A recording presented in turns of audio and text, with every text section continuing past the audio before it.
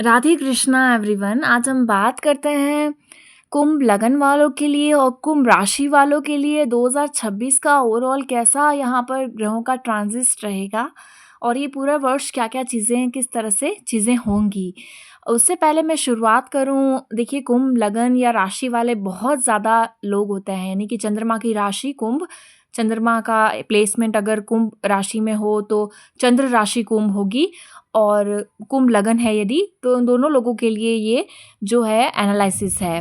और बहुत सारे लोग होंगे जिनकी कुंभ लगन या राशि होगी, तो सभी के लिए का क्या ऐसा ही फल देगा? तो डिपेंड करता है, एक तो ग्रहों की प्लेसमेंट होरोस्कोप में कैसी है और जो चीज़ें हैं जिनके ऊपर से सैटर्न का ट्रांजिट या राहु का ट्रांजिट है, गुरु ग्रह का ट्रांजिट है, वहाँ पर कौन-कौन से ग्रह बैठे हैं। और एक और चीज़ अगर देखें तो यहाँ पर ओवरऑल जो नवतारा चक्र पद्धति में नक्षत्र का कैसा फल है, महादशा कैसी चल रही है। 2-3 चीज़ें ये बहुत ज़्यादा इम्पोर्टेंट होगी ओवरऑल यहाँ पर एक पर्टिकुलर पर्सन के लिए एनालिसिस करना। तो ये सारी चीज़ें भी आप अपने माइंड में अपना होरोस्कोप भी रखिएगा और महादशा और ये सब चीज़ें भी डिपेंड करेगी। तो शुरुआत करती हूँ मैं। सबसे पहले अगर मैं बात करूँ कुंभ लगन वालों के लिए यहाँ पर गुरु का गोचर, तो गुरु का गोचर बहुत महत्वपूर्ण हो जाता है क्योंकि गुरु का गोचर मिथुन राशि में अभी हैं और ये जून तक रहेंगे। जून में ये कर्क राशि में जाएँगे, फिर ये अक्टूबर में यहाँ पर सिंह राशि में जाएँगे। तो 3 राशियों का परिवर्तन यहाँ पर गुरु ग्रह का होगा इस पूरे वर्ष में। और ये अतिचारी गुरु हैं, इसीलिए बाकी तो एक साल में एक ही राशि में गुरु ग्रह रहते हैं। 12 महीने एक ही राशि में रहते हैं, तो वो किस अंतराल में आता है वर्ष के, उस तरह से। लेकिन ओवरऑल इस वर्ष ये 3 राशियों को यहाँ पर ये पास हो रहे हैं 3 राशियों से, तो ये कैसा रिज़ल्ट देंगे वो समझते हैं। इम्पॉर्टेंट प्लैनेट्स का ही मैंने यहाँ पर मेंशन किया है, राहु ग्रह, शनि ग्रह, गुरु ग्रह और केतु ग्रह। बाकी के प्लैनेट्स जो हैं मैटर तो करते हैं, ऐसा नहीं है कि वो अपना रिज़ल्ट नहीं देते हैं, लेकिन वो शॉर्ट टाइम के लिए यहाँ पर ट्रांजिट में आएँगे, अफ़ेक्ट तो स्पेशली करेंगे। वो अगर मैं मंथली होरोस्कोप या उस तरह से एनालाइज़ करूँगी तो बताऊँगी।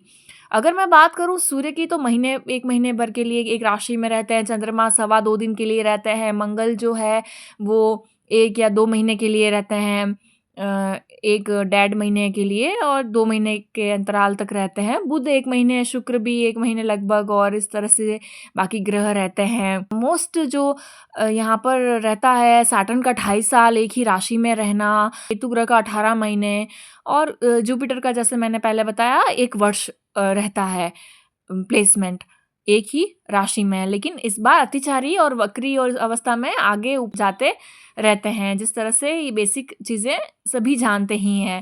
अभी मैं बात करती हूँ जुपिटर की, गुरु ग्रह की। देखिए गुरु ग्रह के बारे में बात करें तो ये यहाँ पर कुंभ लगन वालों के लिए या कुंभ राशि वालों के लिए सेकंड लॉर्ड होंगे और ये हैं 11th लॉर्ड। ये होकर के ये यहाँ पर आपके पंचम भाव में, 6th हाउस में और सप्तम भाव में, षष्ठ भाव में से सप्तम भाव में गोचर करेंगे इस तरह से। तो वर्तमान समय में अभी गुरु ग्रह मिथुन राशि में है। मिथुन राशि जो है वो ओवरऑल एक तरह से कहें तो पंचम भाव में आ रही है और राहु से त्रिकोण में है। तो गुरु ग्रह का प्लेसमेंट अभी ट्रांजिट में राहु से त्रिकोण में चल रहा है और ये एवरेज रिजल्ट देता है ये यहाँ पर ट्रांजिट। गुरु जीव कारक हैं और राहु के ट्राइन में है, तो ट्रैवल और यहाँ पर थोड़ा सा सडन एक रोग या ऐसा भ्रम कन्फ्यूजन वाली चीज़ें देख सकते हैं। कर्क राशि में ये जाएंगे तो इनकी 5वीं दृष्टि जो होगी वो दशम भाव पर होगी और नवम दृष्टि मीन राशि शनि के ऊपर होगी और जो सप्तम दृष्टि है वो मकर राशि पर होगी। तो यहाँ इस तरह से अगर देखें तो ये नवम दृष्टि से सेकंड हाउस को देखेंगे, जो कि धन संबंधी परेशानियों को यहाँ पर ये दूर करेंगे क्योंकि उच्च के गुरु हैं। गुरु अपना बेस्ट रिजल्ट देंगे जब ये यहाँ पर जाएंगे कर्क राशि में। तो ओवरऑल यहाँ पर ये जून में फेवरेबल होगा धन संबंधी चीज़ों के लिए।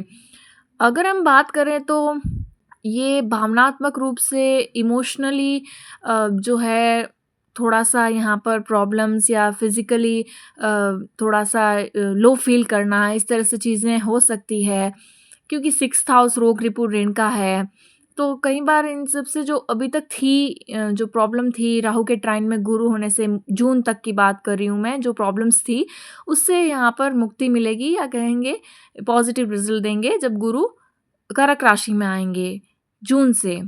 तो ये काफ़ी पॉज़िटिव होगा गुरु ग्रह का ट्रांज़िट जून 26 से अक्टूबर 26 तक का। अगर हम देखें तो ये दशम भाव को अपनी ये दिख रहे हैं पंचम दृष्टि से, और पंचम दृष्टि से ये देखने पर ये शुभ परिणाम देंगे कर्म क्षेत्र में। और यहाँ पर नवम दृष्टि शनि पर भी है, तो शनि यानी कर्मों के कारक भी हैं, तो कर्म के प्रति समर्पित हैं वैसे भी, और ये अपने रिस्पॉन्सिबिलिटीज़ लेकर के एक अपने जो वैसे भी सैटर्न का जो ये टाइमिंग है 7:30 का कुंभ राशि वालों के लिए, तो इस तरह से ये चीज़ें रहेंगी कि रिस्पॉन्सिबिलिटीज़ लेते हुए ज़िम्मेदारियाँ निभाते रहें तो पॉज़िटिव रिज़ल्ट ही देखने को मिलेगा। वहीं 2 जून से अक्टूबर तक की बात करें तो ये कुछ स्पिरिचुअल लेसन यानी कि आध्यात्मिकता की तरफ झुकाव होगा, आध्यात्मिक सीख मिलेगी कुछ, और जो चीज़ों को छोड़ना, लेट गो करना, अ, बिना मतलब के लड़ाई फ़साद झंझट में ना पड़ना, यही हिदायत होगी या यही कहें तो सलाह होगी कि बिना मतलब के झगड़े, लड़ाई झंझट में ना पड़ें, और हमेशा चीज़ों को भूल जाना, लेट गो करना, या अपने हमेशा आगे बढ़ने की तरफ प्रेरित अपने आप को करना, ये बहुत ज़्यादा इम्पोर्टेंट रहेगा।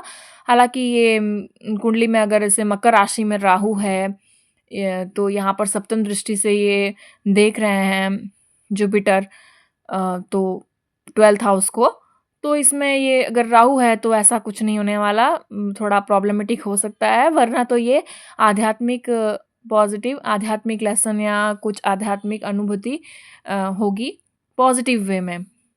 यहाँ पर थोड़ा-सा कंट्रोल करना पड़ेगा इस पूरे टाइम पीरियड में, जून से अक्टूबर तक के बीच में, या अपने आप सीख जाएँगे कंट्रोल करना अपने व्यय को। व्यय भाव है ना, सप्तम भाव पर दृष्टि है गुरु की, व्यय भाव पर है। थोड़ा इन्वेस्टमेंट करना सही जगह पर ये सिखाएगा ये जुपिटर का ट्रांजिट, और बचत करना, सही योजना बनाना, धन की सही जगह पर इन्वेस्ट करना। अगर व्यय हो रहा है तो सही जगह पर। गुरु उच्च के हैं, लक्ष्मी है, लक्ष्मी के कारक भी हैं। देखिए शुक्र भी लक्ष्मी का कारक माने जाते हैं, राहु भी धन देते हैं। हर ग्रह हर चीज़ें को लेकर के चलते हैं। शनि परिश्रम का धन है, तो गुरु जो है सौभाग्य का धन है। सौभाग्य से मिलना या एक जो शांति प्रदान करें वो है, जो अन्न धन अन्न का है, जो सुख दे, आत्मा को सुख दे, वैसा धन की प्राप्ति गुरु ग्रह देते हैं।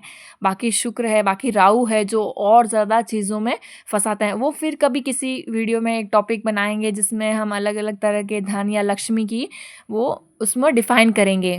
ये जो गुरु ग्रह की यहाँ पर 12वें भाव में दृष्टि है, वो मनी मैनेजमेंट सिखाएँगी, यानी कि धन का कंट्रोल करना, अनावश्यक रूप से जो व्यय है यानी कि इन्वेस्टमेंट या स्पेंड करना मनी को, उस पे थोड़ा कंट्रोल होगा। उसी तरह से यदि हम बात करें, गुरु ग्रह जो हैं वो अक्टूबर में ये आएँगे सिंह राशि में, और रहेंगे ये जनवरी तक सिंह राशि में। और केतु जो है, केतु ग्रह ऑलरेडी यहाँ पर है, प्लेसमेंट है सिंह राशि में, और ये 26 तक, दिसंबर के 26 तक ये केतु ग्रह सिंह राशि में ही रहने वाले हैं, सप्तम भाव में, कुंभ लगन है जिनका। और जिस तरह से देखें तो ये कैसा रिजल्ट देगा, गुरु केतु की युति होगी, जो कि एक तरह से सन्यासी या एक तरह से डीप लेवल में आध्यात्मिकता की तरफ जाना, इस ऐसा योग होता है गुरु केतु का योग। ये सप्तम भाव में है, तो यहाँ पर चीज़ों को छोड़ना, आसानी से सैक्रिफाइस करना, त्याग करना या लेट गो करना, ये स्वाभाविक रूप से नेचर में आ ही जाएगा। और कोई व्यापार है, व्यवसाय है, उसमें जो है विवाद में ना पड़ें, और ये इस तरह से चीज़ें विवाद में या उससे ज़्यादा ओवर चीज़ों को ना करें। वैवाहिक जीवन है उन सभी में ज़्यादा वाद विवाद और ये सब ना करें, चीज़ों को लेट गो करें। वहीं अगर देखें तो ये गुरु ग्रह अपनी पंचम दृष्टि से देखेंगे एकादश भाव को, धनु राशि को, अपनी ही राशि को। उसके अलावा प्रथम भाव को देखेंगे सप्तम दृष्टि से, जहाँ पर राहु ग्रह का प्लेसमेंट रहेगा। और वहीं देखें तो ये जो गुरु ग्रह हैं वो अपनी नवम दृष्टि से थर्ड हाउस को, यानी कि मेष राशि जहाँ आ रही है 1 नंबर लिखा हुआ है उस हाउस को देखेंगे। तो अगर कोई ग्रह ऑलरेडी प्लेस्ड है होरोस्कोप में, तो उस हिसाब से इंटरलिंक कीजिएगा कि वो उस ग्रह के कारक तत्व और ये कारक तत्व किस प्रकार से फल प्रदान करेंगे। बाकी मैं यहाँ पर मोटे मोटे तौर पर अगर बताऊँ तो ये फेवरेबल ही है। लाभ भाव पे दृष्टि गुरु ग्रह की लाभ देगी। पहले भी कर्क राशि में थे तब भी दशम भाव में दृष्टि थी, और जब सिंह राशि में गए तो लाभ, यानी कि जो कर्म किया है उसका फल, और वो 2-4 महीनों के अंदर अंदर मिल रहा है। यानी कि जून से अक्टूबर के बीच में कर्म किया है और अक्टूबर के बाद से ही यहाँ पर जनवरी तक, 27 की जनवरी तक तो उसका रिजल्ट मिल ही जाएगा। तो ये काफ़ी चीज़ें फास्ट हो रही है, पॉजिटिव है तो काफ़ी चीज़ें बदलाव फास्ट हो रहे हैं। वहीं कम्युनिकेशन बढ़ेगा, नेटवर्क बढ़ेगा, लोगों से जो है ये पॉजिटिव वे में एक होगा, नेटवर्क बढ़ेगा और जान पहचान होगी और पराक्रम का भी सही उपयोग करना समझ में आएगा। वहीं अगर देखें तो प्रथम भाव पर थोड़ा सा राहु के ऊपर दृष्टि होने से कह सकते हैं थोड़ा प्रॉब्लमेटिक हो सकता है। अपने आप को लेकर, सेल्फ को लेकर कॉन्शियस रहेंगे बहुत ज़्यादा। सोसाइटी क्या समझ रही है, समाज क्या कह रहा है, उसकी तरफ थोड़ा सा ध्यान यहाँ पर जाएगा। ये ओवरऑल जुपिटर का ट्रांजिट तो हर किसी के लिए पॉजिटिव ही है। तो यहाँ पर थोड़ा सा राहु की पर दृष्टि होने से ये थोड़ा संभल कर चलना ज़रूरी है। अपने इमेज को लेकर के कॉन्शियस होंगे या अपने सेल्फ को लेकर के कॉन्शियस होंगे। अब हम बात करते हैं राहु ग्रह की, कि राहु ग्रह ओवरऑल कैसा रिजल्ट देंगे पूरे वर्ष ये कुंभ राशि में ही है और दिसंबर तक है, लेकिन 5 दिसंबर के बाद या ट्रांजिट कर रहे हैं तो पूरे वर्ष ही हम कहेंगे। तो यहाँ पर ये अगर कुंभ राशि है, चंद्रमा को यहाँ पर है अगर, तो चंद्रमा के ऊपर से ट्रांजिट है तो थोड़ा प्रॉब्लमेटिक तो चल रहा है, अभी भी काफ़ी टाइम से चल रहा है कि बहुत ज़्यादा सोच रहे हैं, ओवर थिंकिंग हो रही है, ओवर कॉन्शियस हो रहे हैं अपने आप को लेकर, अपने व्यक्तित्व को लेकर, अपने अस्तित्व को लेकर। अपने आप को समझने का भी प्रयास हो रहा है, दूसरों के नज़रिए से समझने का प्रयास हो रहा है, क्योंकि ये जो है कुंभ राशि है। तो इस तरह से देख सकते हैं। चंद्र राशि कुंभ में ये थोड़ा ओवर प्रॉब्लमेटिक है, बाकी कुंभ लगन है तो ये एक एवरेज ही कहेंगे।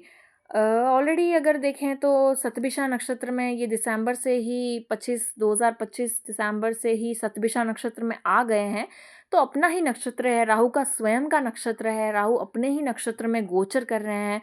तो अपने ही नक्षत्र में ये क्या करेंगे, सतभिषा नक्षत्र ट्रांसफॉर्मेशन का है, बदलाव का है, एक शिफ्ट होगा लाइफ में, एक चेंज की तरफ जाने का मन होगा, कुछ बदलने का मन होगा, शिफ्ट होगा लाइफ में। एक कह सकते हैं पॉजिटिव शिफ्ट कहेंगे, गुरु का यहाँ ब्लेसिंग्स हैं तो पॉजिटिव ही होंगे।